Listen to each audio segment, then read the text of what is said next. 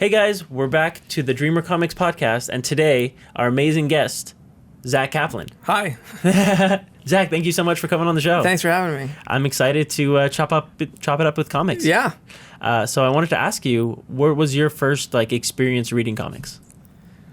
Oh man. I mean, as a young kid, I don't remember exactly. I know I know roughly. I was reading, Batman and Superman and X-Men and Wolverine and all that kind of stuff growing up.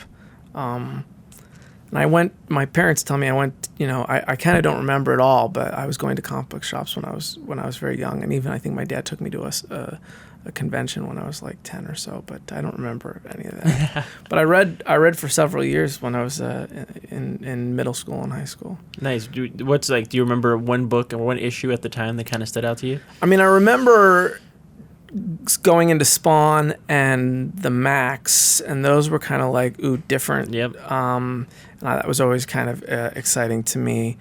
I did a lot of G.I. Joe. Anything I was watching the Saturday morning cartoons for was an easy sell to me as a young kid. But I never had any older siblings or older friends that really helped me into that world, and it was very, I think, tertiary compared to some of the other experiences other people had in terms of comics.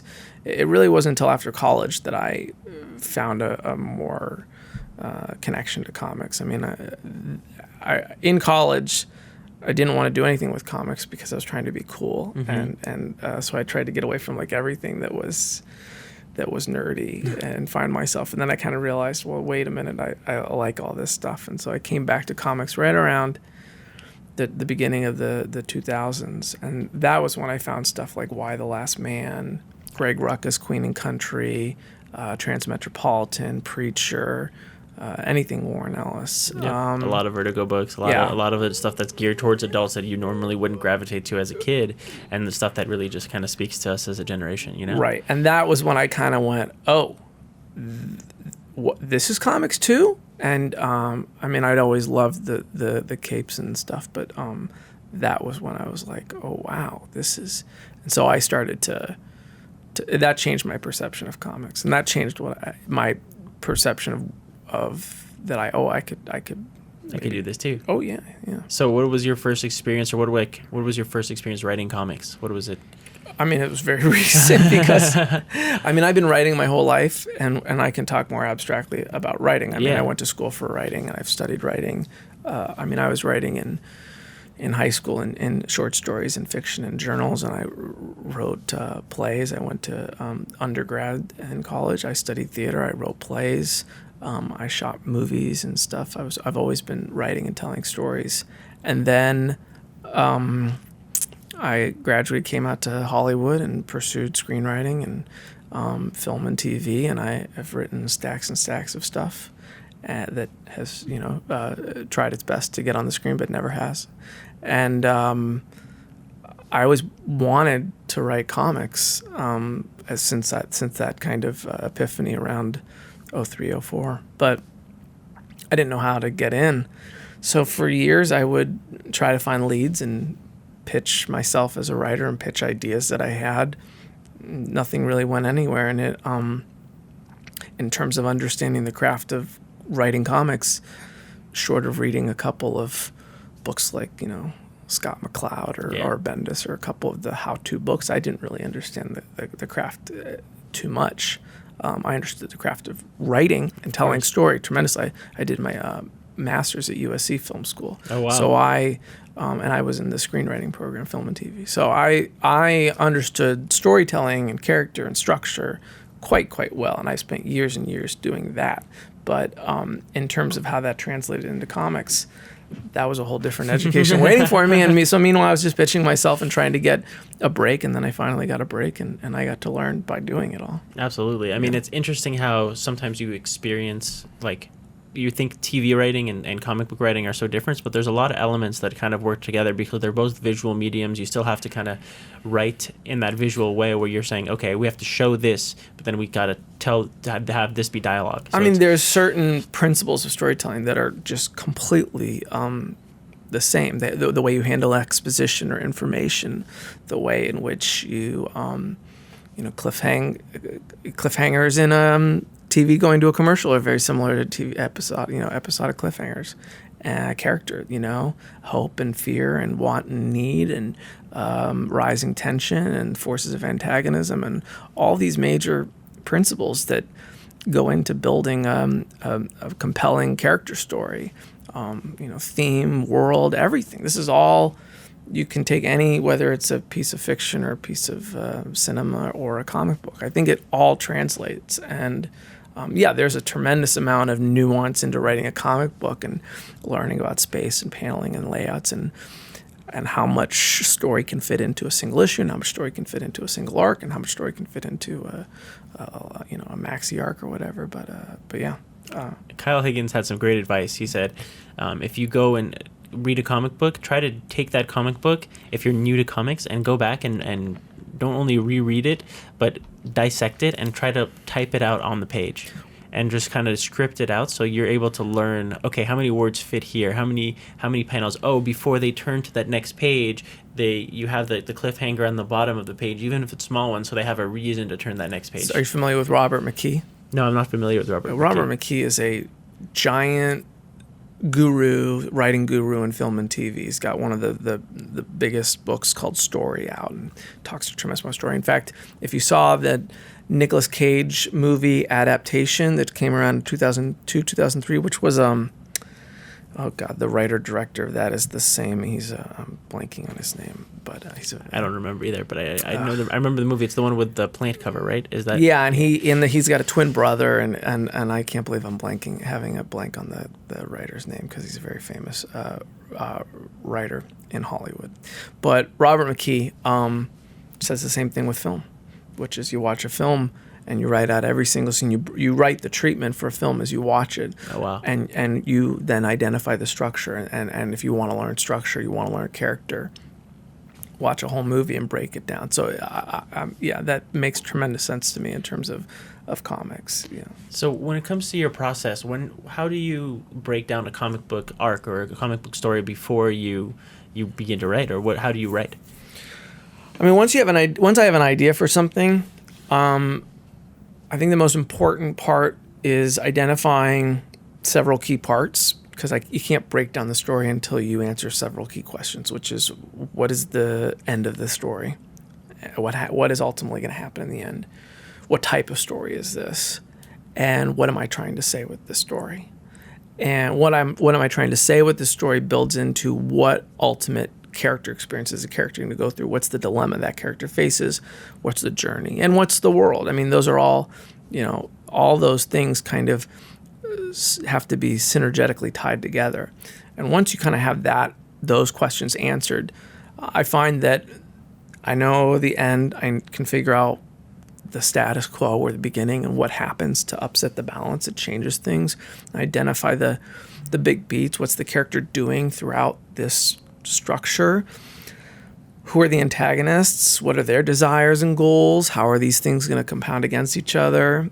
I oftentimes look at what genre I'm in and I study other genres. So whether I'm writing a film noir detective story or an action thriller, I kind of try to understand what are the tropes and conventions, whether I want to defy those, whether I want to, but for me, conventions are important. So if the convention is that the hero's going to fall in love with the femme fatale and I'm going to turn that on its head, I want to at least understand it so that I can make that choice. Of course, you want to know what's already been done so Yeah. you can say, okay, this is something I'm going to respect and this is the norm and this is something I'm going to play with and see what I can get away with. Right. And see if I can say, okay, no, they both die in a Romeo and Juliet way and, Right. That's something that hasn't been done, or something, you find something that you're like, what else did this? Nothing I can think of. Okay, I'll go with this. And I know that some writers are like, I don't want to see any of that stuff. Yeah. I just want to tell my story, and that's fine too. Everyone's different. Me, I like to push the envelope. I like to immerse myself into that genre and kind of study it. And I'll just kind of lay out all the beats, figure out what are the various beats. I won't even think about how this breaks into issues yet. For me, I'm still cracking the story. I'm trying to figure out, okay, so this is ultimately like the end of Act 1. And this is, I actually still, in a lot of ways, see it all as a movie. Yeah. But then once I have this larger story and I kind of go, okay, well, here are the different parts, then it's like, okay, well, how is this all breaking down?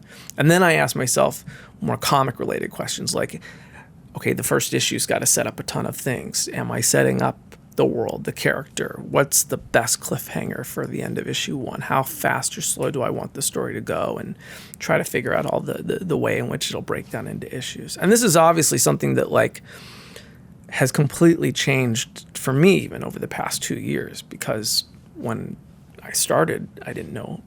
Of course. Yeah, so it was very... You figure it out as you go along. Yeah. As you learn, as you get better, you got to put in your 10,000 hours, so to speak, and make it happen. And your process changes. And so, I'll start off in a very loose brainstorming process where I'm just writing to myself. Another thing that Robert McKee said is that when you're brainstorming, you cannot brainstorm by just sitting on the couch and thinking. You have to write it all down.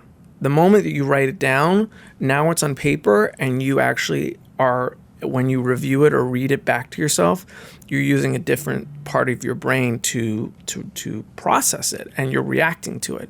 So someone who goes, I'm going to go write today by just sitting on the couch and thinking all day, I mean, that might be the early part of the exercise, but you have to write all those thoughts down. And what better way than to so I'll open up a document and just type to myself for hours just to get it all out. And then once I have all of that brainstorm, go through it all. What are the parts? Start to make sense of it all. Start to think about, well, where's the beginning and the end and the structure of all of this. Absolutely. Because there's a lot of people I've met who have said, oh, I'm a comic book writer. And they're like, yeah, I haven't written anything, but it's all in my head, and it's perfect in my head. And all my stories are perfect in my head, too. Yeah, right. But to get them out there is the whole challenge. And no matter what, you just have to start going and just being that writer and saying, okay, I can't tell you how many times I've started with page 1, panel 1. What am I doing again? Okay, hold on. Let me go back and look at the outline. And there are some writers out there that can just sit down and start on issue 1 and have no clue where they're going, and God bless them. Yeah. I'm not that kind of writer, and I would much rather think about how everything connects, so that hopefully by the time someone reads something, they feel that everything is tied together. And you get that emotional connection with the reader, which I think it's all about. I think it's just about, can you make that reader feel something for these characters? Because if not, you're kind of wasting your time. If they don't feel for these characters, if these characters aren't someone they relate to, then you're kind of talking to a brick wall. Yeah. I think there's a ton of cool stories and comics that start off with really cool worlds and stuff, but character that you identify with, that you really want to stay with for a long time, that's special. And so I'm always trying to get that. So I'm a big fan of a certain comic, Eclipse. Thank you. And how did you come up with the idea for Eclipse? It's in the volume 1 graphic novel. In the first page, there's a letter, and I say that I was working a graveyard shift as a poker dealer, and I was driving home at sunrise, and it was just me. I would drive home every day at sunrise pretty much, and it was just, you're driving and sun's out and no one else is out, and that got me thinking of a world where everything was flipped, where the sun is out but everyone's hiding on the inside. My life was flipped at the time. I was working at night and sleeping during the day, and so why would everyone be hiding from the sun? Maybe the sun was deadly. Maybe the sun was dangerous. And there was a lot about solar flares at the time, and I kind of made all this connection, the sun has turned deadly and we're all hiding and society's flipped, and that's a cool world. And I don't know, I inherently gravitated that idea towards film noir, and thought about it in that context. And that was kind of how it all began. And, I love it. Yeah, and I always wanted there to be a city because it was noir. Mm-hmm. So it was interesting because they had this post-apocalyptic event that had happened, but I had this city that had survived. And so I had to kind of marry these two different subgenres of science fiction together. And I ended up marrying a lot of things together. I mean, it's a real mix of mystery and action. Mm-hmm. You kind of had to have action because you had a bad guy, you had a good guy. That inherently leads to action. Yep. But I also wanted mystery and the noir component of it all. So I ended up smashing a lot of different subgenres together and trying to balance it all. I love it. And now you have some big news coming up with Eclipse. Yeah, it got picked up by Robert Kirkman of The Walking Dead and Skybend Entertainment, and they're developing it into a TV show. And that's super exciting. Yeah. How did that come to be? What was the process there? They actually were very interested early on when the comic was out, and they came to us and said they were interested, and they bought it. Kind of just went that easy. Yeah, huh? and they've been building and developing it, and it got to the point where we were waiting for all the pieces to fall together.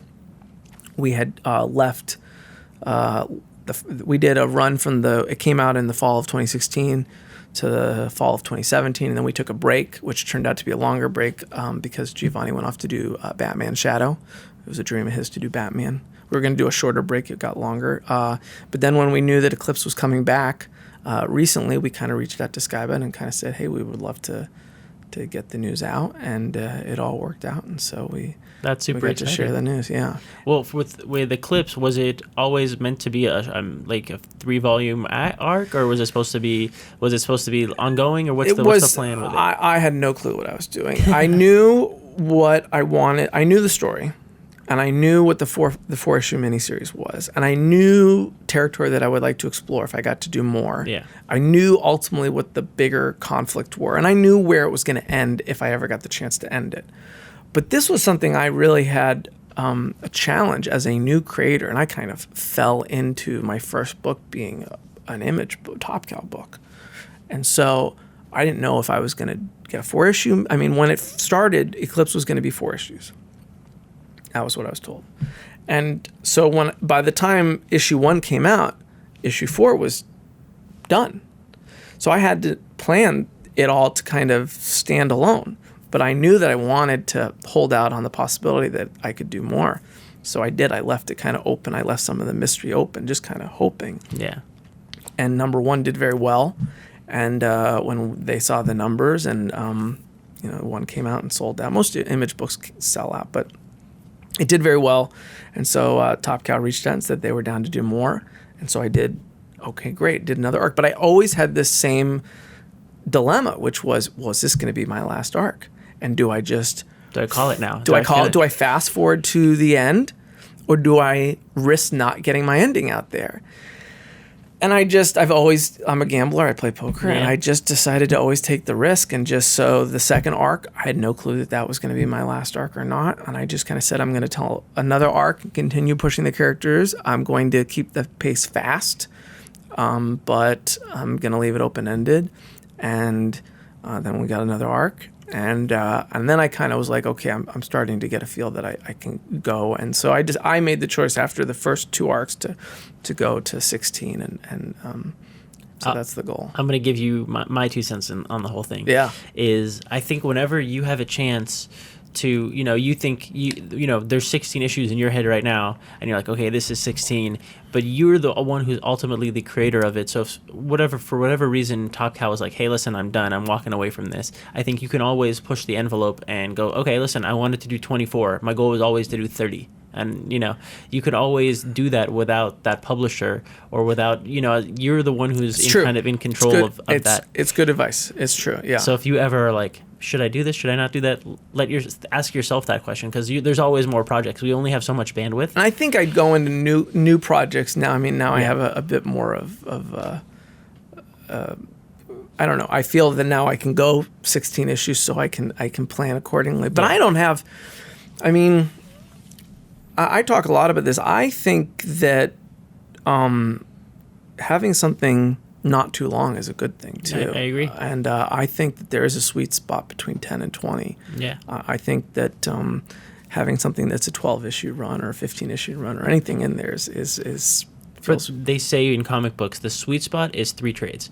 because once you get to that third trade, you stay in comic book perpetuity forever, meaning that retailers will always go back and order 1 and then get 2 and 3 when they run out, then go back and get 1 and 2 and 3, because most of them are just one shots. Yeah, that makes sense. And so people are like, okay, well, is this something worth investing in? Does it have an ending that I can get behind? Yeah. And that stuff is important for people to be like, okay, you should check this out. It's only 3 trades, so you'll be fine. Yeah. It's not a 12 trade thing. Yeah, or something exactly. Like that. Yeah. And I mean, they have those with Morning Glories, Chew. I mean, Why the Last Man, I think, was a 12 trade and 60 issues. 60 issues used to be the gold standard for comics. I don't think anymore, and I think even a lot of the titles that you're seeing coming through Image, even successful titles that are doing great, or Dark Horse Books, or any of the creator-owned, that they're shorter. I agree. You're not seeing, and look at even Descender. Descender chooses to wrap at, what were they, 36 or 38 or something like that, and they're going to do Ascender.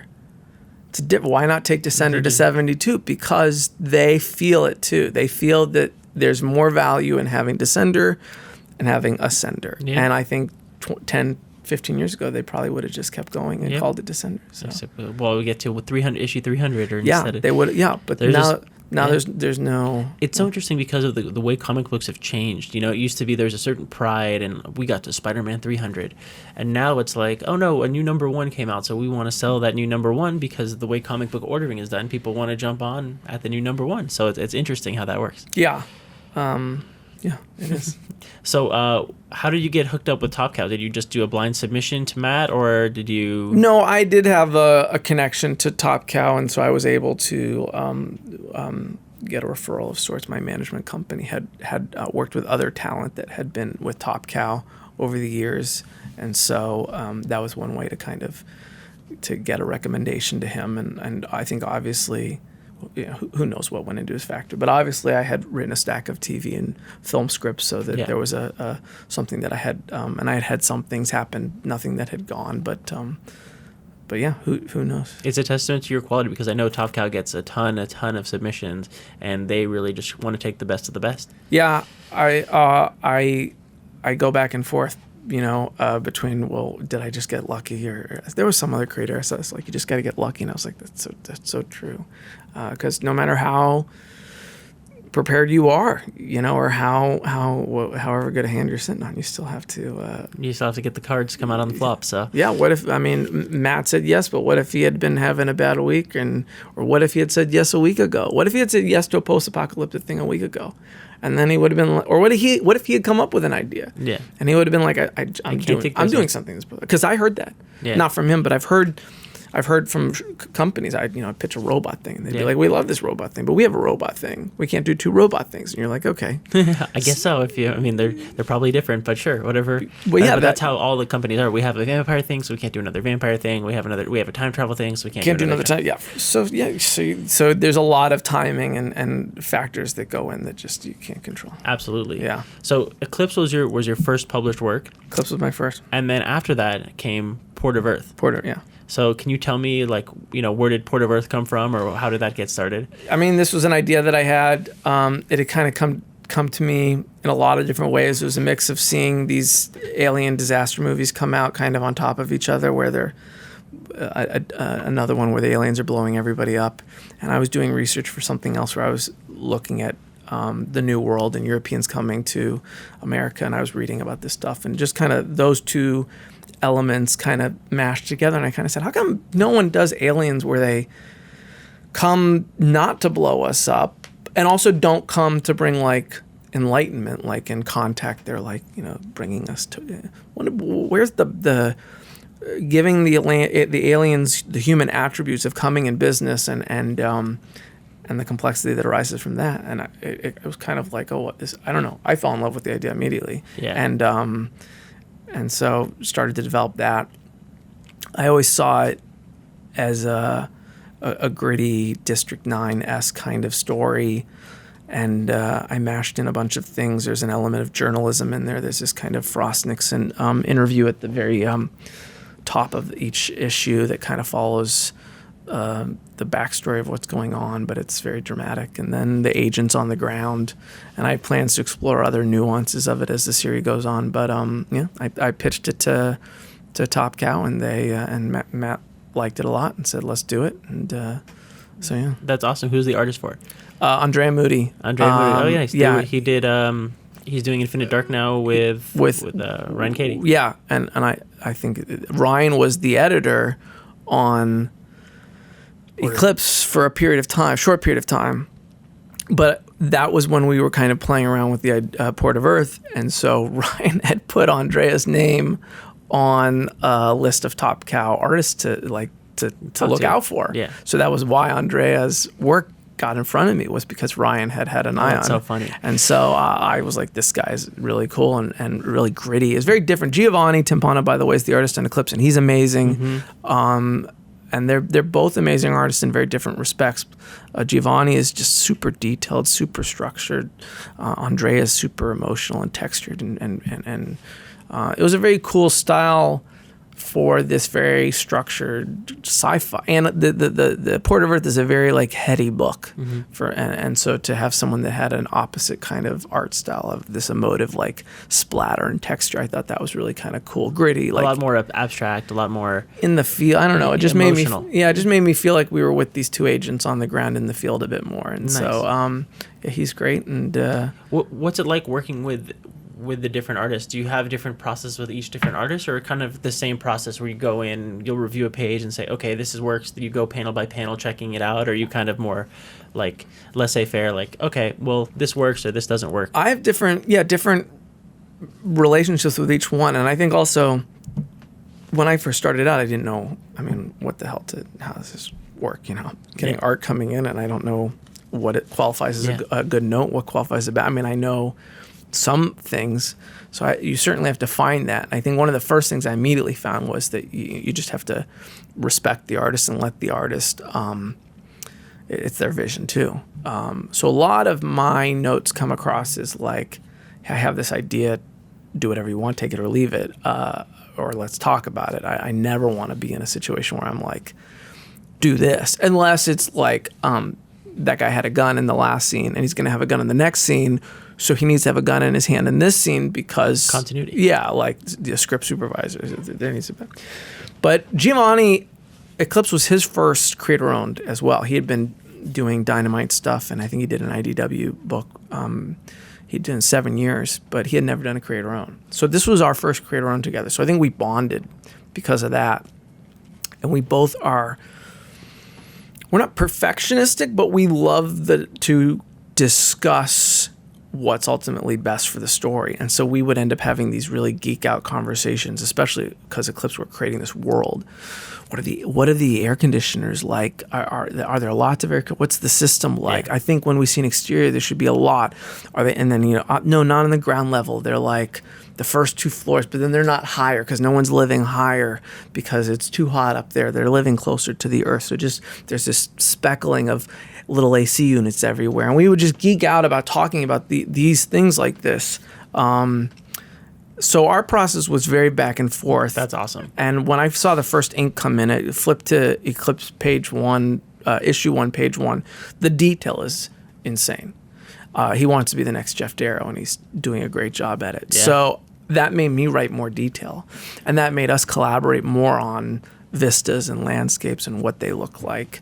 And actually, the process, we talk about it in Eclipse 10, the new issue that just came out. He has a real gift for layouts too. And so more and more I would yield to him to just be like, all right, look, this is a 3-page sequence. It's, probably 20 panels or so.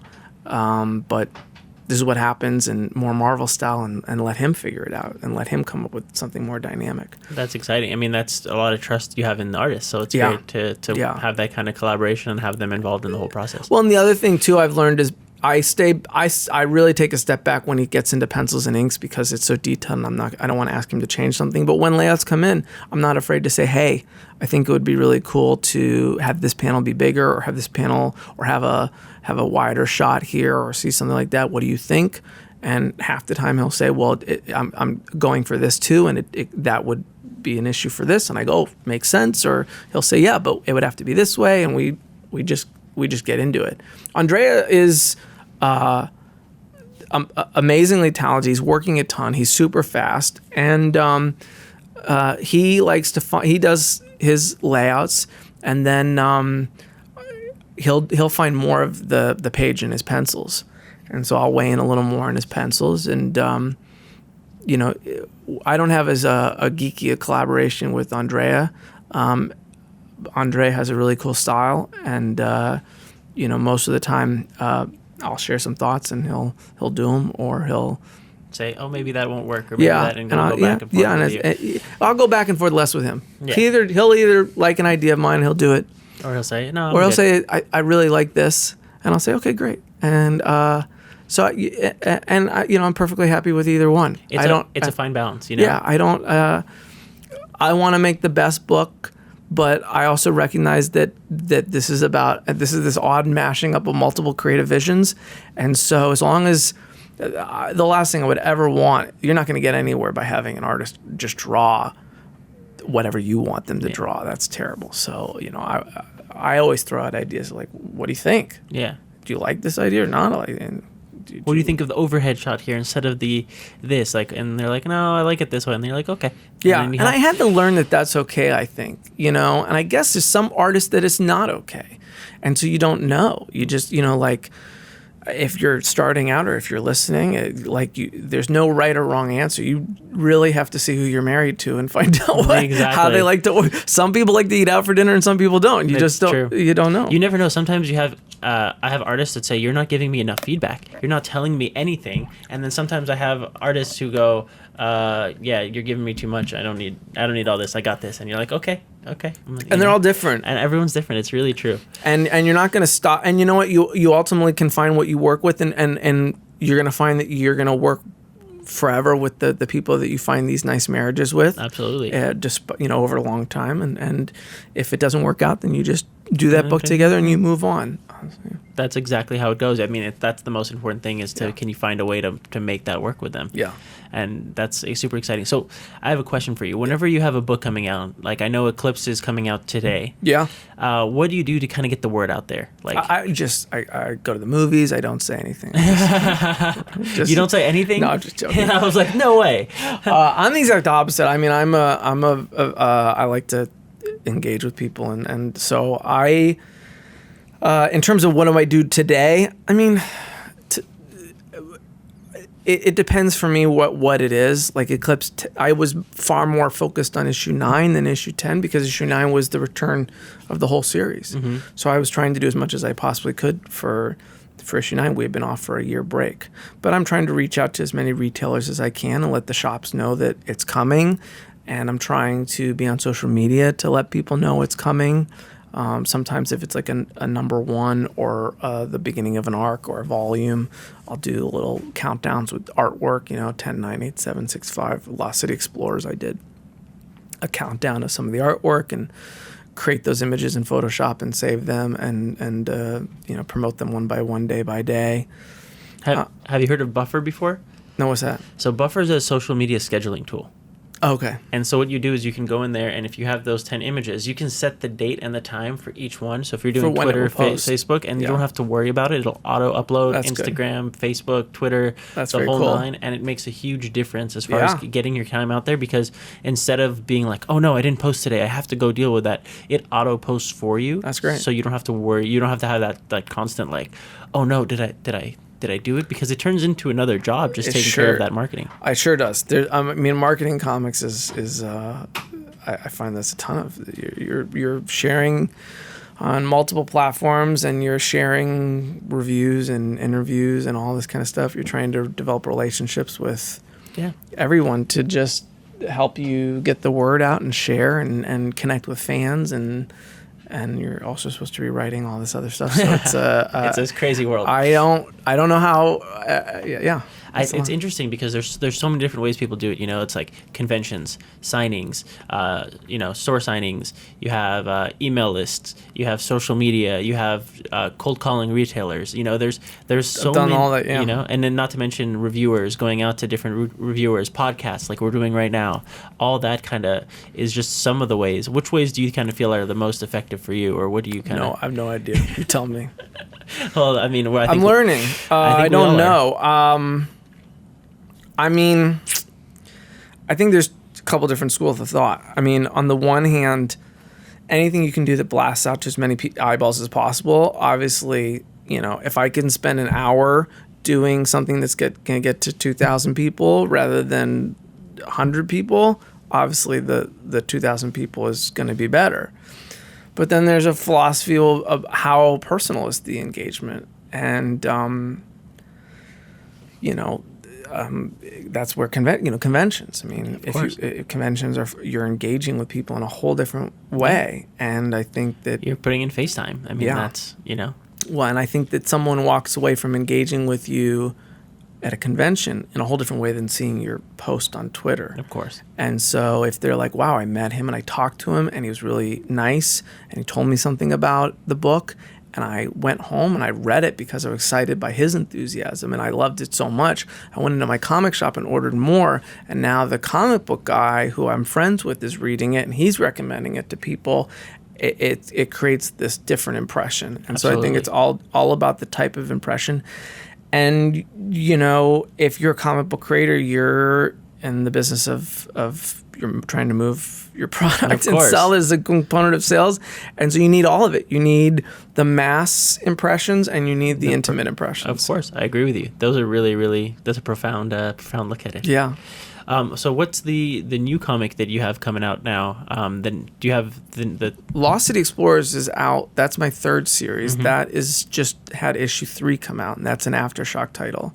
And the premise is it's my homage to Goonies, like modern Stranger Things. A group of millennial teenagers go looking for a lost city underneath New York. So it's like urban exploration and science fiction and archaeology. And that's 3 issues in.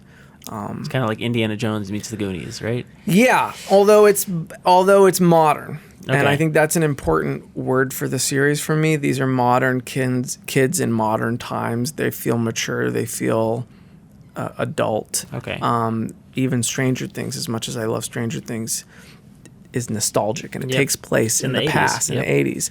And so when you watch that, you're having a joy from the nostalgia. But I wanted to do something that was contemporary, and had kids that felt teenagers, young adults that felt contemporary. So, How did that project come to be? Did you just call up Mike one day and Mike Martz and say, Lee Kramer, and I knew Lee from a prior experience, and reached out to them, and I just had been buying a lot of Aftershock, and I started to really like what they were doing, and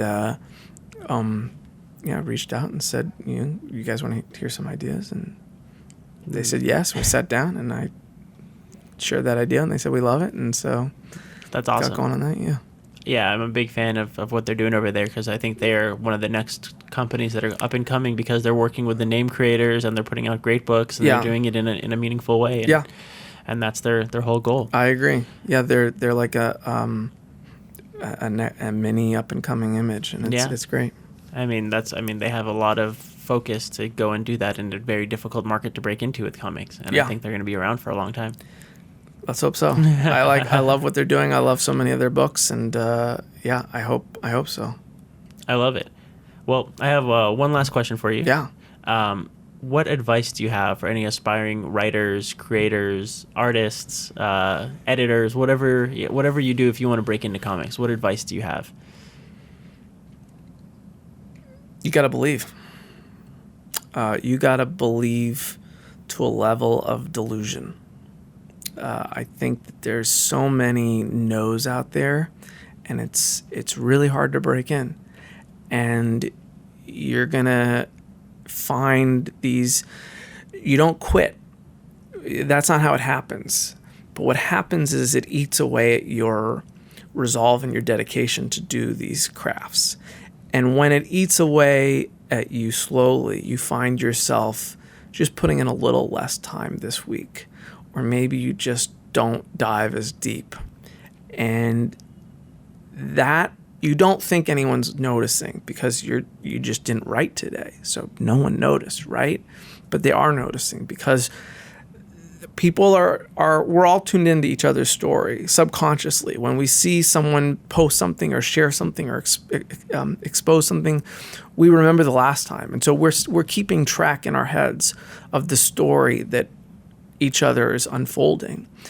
And if you say that you want to do this thing, but over time your story doesn't reflect that because you're secretly kind of hiding this doubt and not sure. That I think that comes across. And I think all you can do is just, no matter how hard it seems or how much no you get, and this is to say, assuming for a minute that you're constantly evolving and trying to teach yourself and learn. You can't just be like, I'm not listening. This is not about not listening to feedback, or this is not about not educating yourself or trying to be better. But this is about how much energy you put into these endeavors. I think you just have to continue to pump energy into the endeavors. And I think that also comes from, it's also very dangerous to try to put all your eggs in one creative basket. I'm just going to do this one thing. I'm not going to, I have my 20 issue, 60 issue opus, and I'm not going to let anyone see it until I do all 60 issues here in my basement. It's crazy because it takes so much time, and then by the time you're done with that, the people are going to look at it and be like, you took no one's feedback, and so you didn't grow at all. And you have to, if you're going to grow, you have to let people read it. They have to let them say, hey, that didn't make any sense. But those people are, when a creator goes into that place, they're functioning on a big misconception, which is, in order to break in, you need to have your thing, the thing that breaks you in. And that's not true. You are the thing that breaks in. And the more you can just keep putting out stuff and content, small content that just continues to get you seen and shared and tells the story that you are a creator and you are not going anywhere. You are here to create, edit, color, letter, whatever you're here to do, you're just going to keep doing it. And if no one seems to be paying attention, you don't care. Yeah. If people are saying, no, it's not good enough, you don't care, you're still going. Believe in yourself and just keep at it and continue to create and put stuff out there. I mean, because that's all you can control. Yeah. I mean, you're going to have to get, you're talking about this, you got to get lucky. Yep. And that's what it is. You create your own luck in a way, I think, because you can go out there and you have to pound on that door 100 times before you break in, but you have to be the one pounding out there. It's then that, and you can get it on your first try. You pound on the door, they open it right up. But people who know me know I'm a poker player. Yeah. I got the cards. I play every week. I was a poker dealer. Mm-hmm. Poker is life to me. And the equation works with poker, which is to say, if you want to win a tournament, and we're talking about winning a tournament here, you got to play a lot of tournaments. You got to play a lot of hands. You cannot put all of your eggs into one hand. You cannot sit at the table and just wait to get aces. You got to play lots of hands. You got to try to mix it up. You got to try to do lots of things. And if you lose, you got to come back and do it again and again and again and again. And you will win. And someone will go, how did you win that tournament? And you go, I played 100 tournaments before that. And I never stopped coming. How did it happen so fast for you? It didn't happen fast, but it might seem like it happened fast because I never stopped playing. I kept playing and playing and playing, and finally I won. I love it. That's 100% true. I'm a huge poker fan myself, and yes, and I love it. You got to make your own luck, and sometimes you got to play the cards. You got to play the cards. You got to keep at it. You can't give up. I mean, people lose poker. People lose nights or tournaments because they go on tilt. Yeah. And going on tilt is not that you accidentally scratch your ear when you have the winning hand or that you do something stupid. Going on tilt is losing focus and belief in yourself. And I felt it. You're in a situation and normally you would do what you would normally do, but you're just feeling a little more anxious about it or feeling a little doubtful about it, and you just say, F it, and you do something else. And you lose everything, and you go, what? I thought there was a chance that flush would come. But in retrospect, it was you shouldn't have put it all. You shouldn't have done that. But you made a decision you wouldn't normally make. Yeah. And in creative careers, you cannot go on tilt. You have to continue. I mean, it's natural. It happens. But you have to find your center again and work at it and write it and create every day and keep at it and keep promoting yourself and relationships and everything. I love it. Yeah. Well, thank you so much for coming on the show today. Yeah, thanks for having me.